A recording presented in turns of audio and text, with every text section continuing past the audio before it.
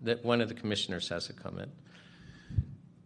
You know, over the past number of days in Truro and in Toronto, and now all day yesterday and today, we've been listening to all kinds of Canadians giving us their testimony about what's going on and how this affected their lives. And you just showed me, or you just showed our group, videos of the Premier of the province, you know, the Chief Medical Officer and others.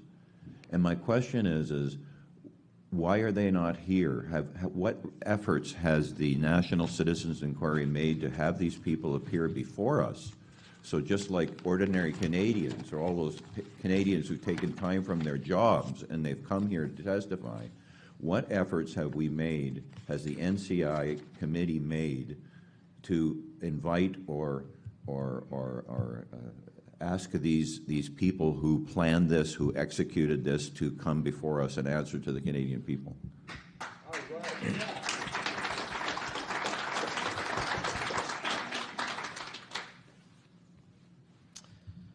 Commissioner, I can tell you that for the province of Manitoba, and I can provide you with the names for other provinces, that we sent summonses, as were permitted by the rules, at the direction of the Commission Administrator, the Honourable Jess Crosbie. We sent summonses both by registered mail and emails to Dr. Brent Roussan, Chief Provincial Public Health Office, Audrey Gordon, Minister of Health, Premier Heather Stephenson, former Minister of Health, Cameron Friesen, former Minister of Health, and we received no reply. I can provide, I'm not going to read for the record, but I can provide to the commissioners right now 2 documents that set out to date basically what summonses have been issued. So can you describe how they were invited? And what I mean by that is, you know, these are busy people, we're told, and what kind of options were they given in order to testify before our committee? And that's a good question. I can advise the court, or I'm sorry, the commission, and anyone can go online and look at our rules. Our summons, our draft summons, is Appendix C. And one of the things that we were told before we finalized our rules is that we're likely to get responses from public health officers or ministers of health or other people that we send summonses to, if they reply at all, that perhaps they're just simply not available on the date for which we issue a summons.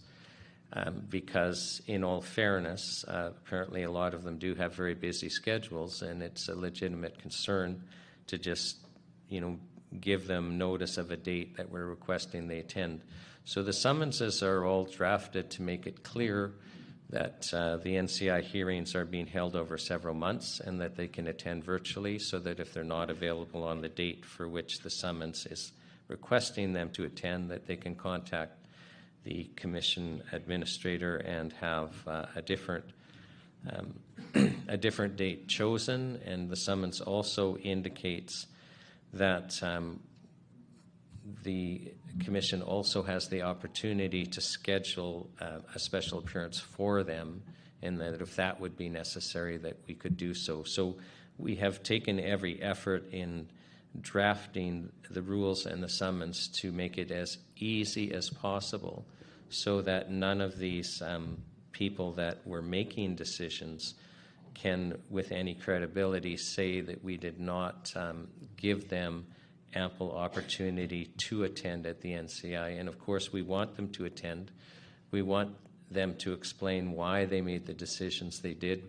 We want them to explain what evidence they relied on, and you know, basically what they felt they were facing at the time. So we truly feel it's a loss, not just to Canadians, but to the international community watching these proceedings, not to have these people choosing to attend with us, because this is something that we're supposed to be doing jointly.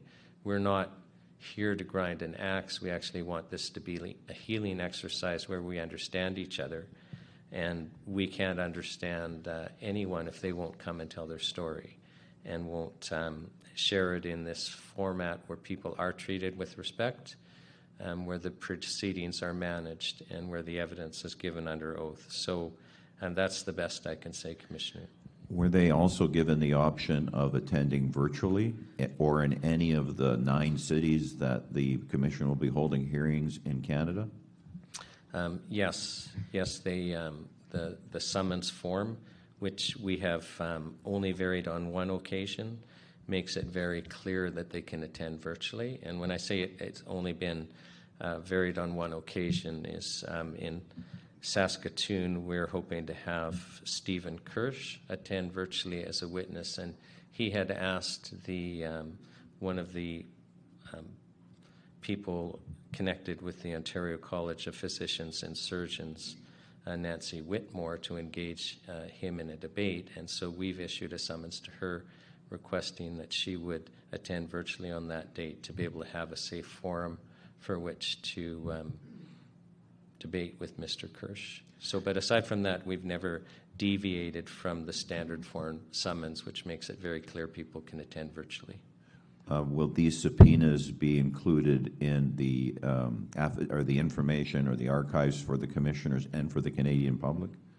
Yes. So there should already, and I apologize, I didn't check personally, but my understanding is that on the NCI website we are listing and actually having copies of the summonses that have been issued listed so that Canadians and again people internationally can understand that the NCI is taking efforts to invite those officials that were making the decisions both federally and in each province to attend so that this can be as comprehensive of an inquiry as possible. And we're not sure what else to do, so I feel like I need to apologize to the commissioners that we have not been successful to date in encouraging any of these people to attend.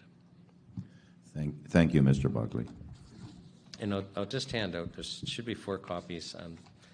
The first, if each of you just takes 2 pages, you'll have a list of them to date.